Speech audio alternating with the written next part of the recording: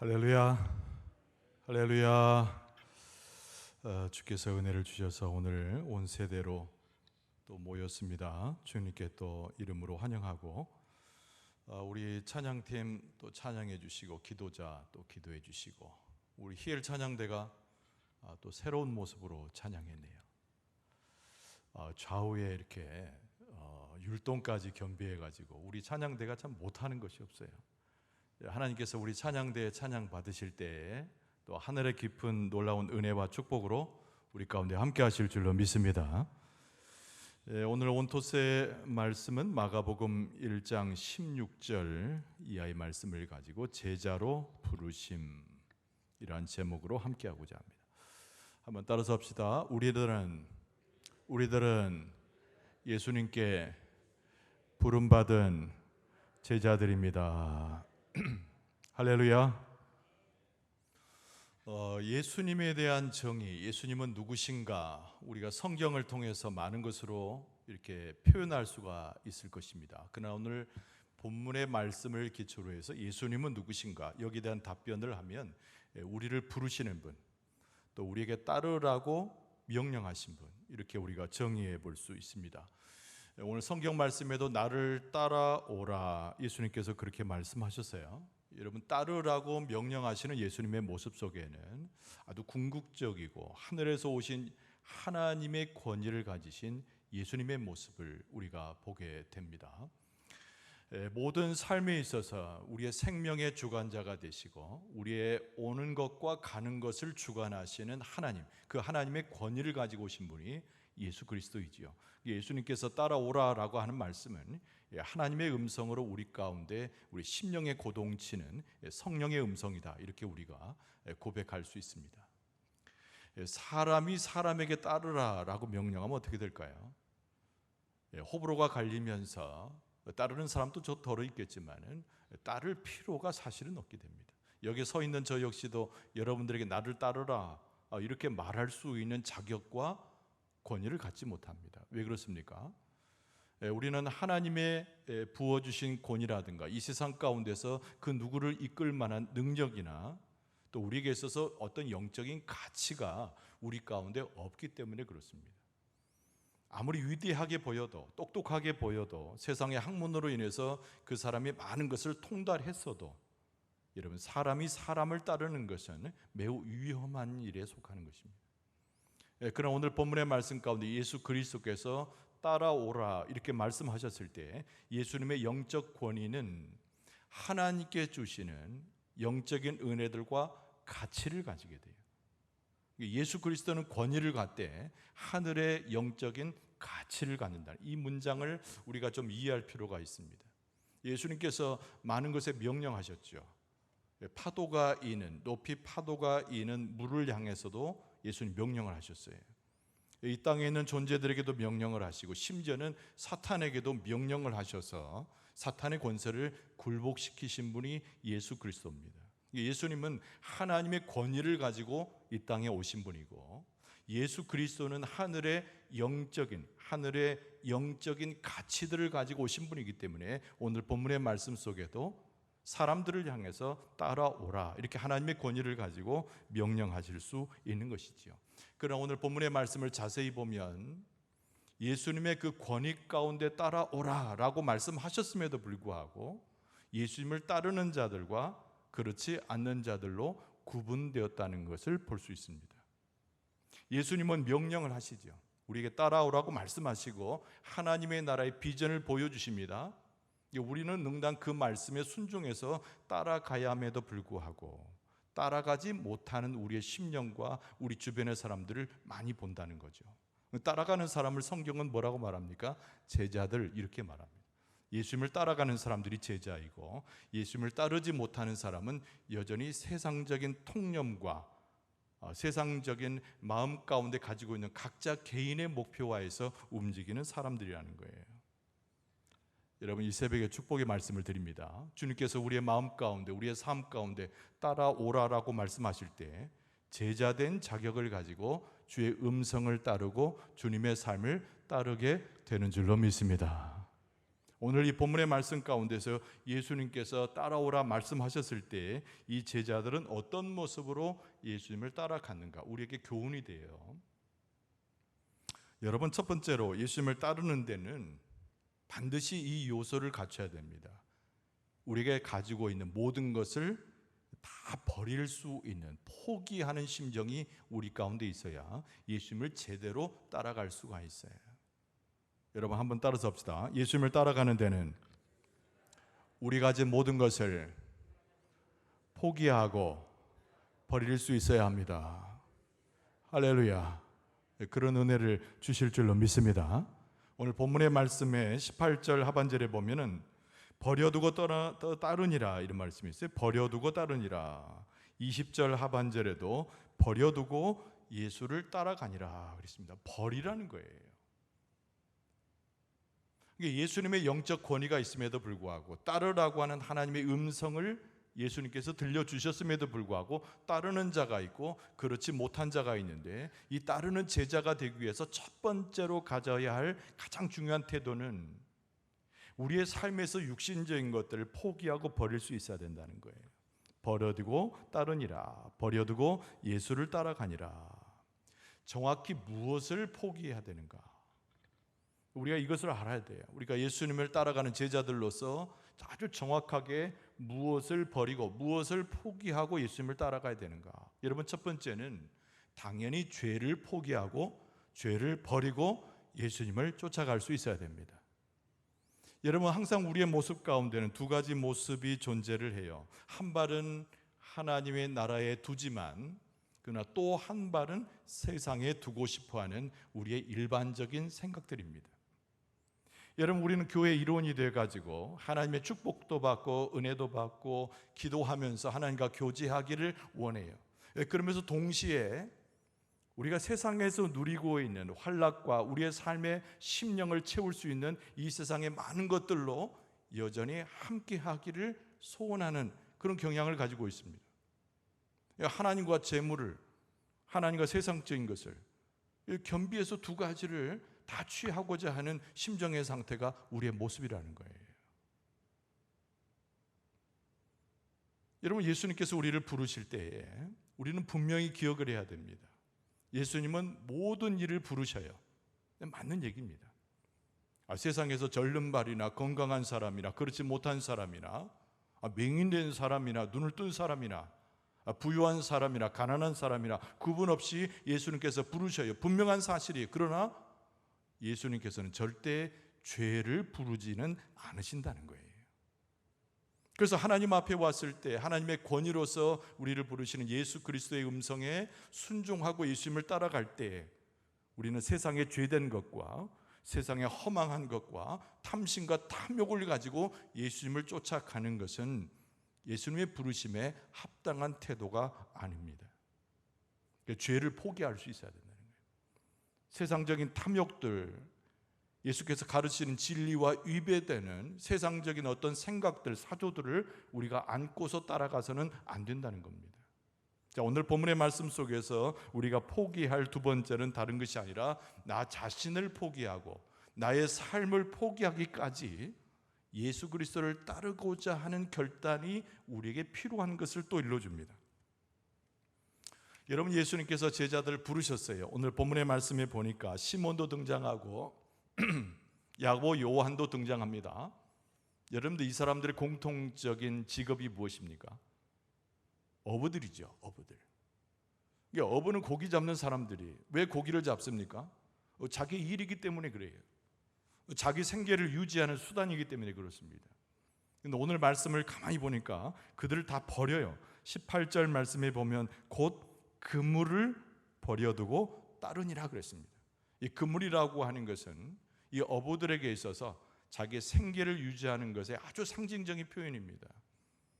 근데 그들은 그들의 삶을 포기하기까지, 자기의 생계를 유지시켰던 수단을 내려놓기까지 예수 그리스도를 쫓아가는 것을 두려워하지 않았다는 겁니다.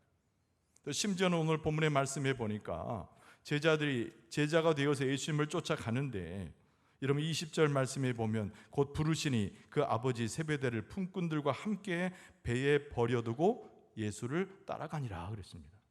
아버지를 버렸다는 거죠. 폐륜적인 이야기를 하는 것이 아닙니다.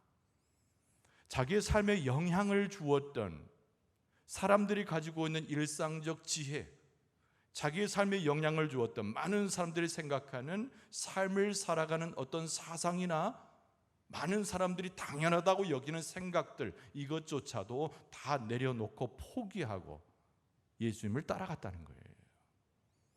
그러니까 우리가 예수님을 따라간다라고 하는 것은 오직 예수 그리스도의 은혜와 예수 그리스도의 하나님의 권위와 하늘나라에서 일러주시는 하나님의 영적 지혜로 무장될 수 있는 자들이 예수님을 따라가는 제자의 모습을 가질 수 있음을 오늘 말씀은 우리에게 가르쳐주고 있습니다.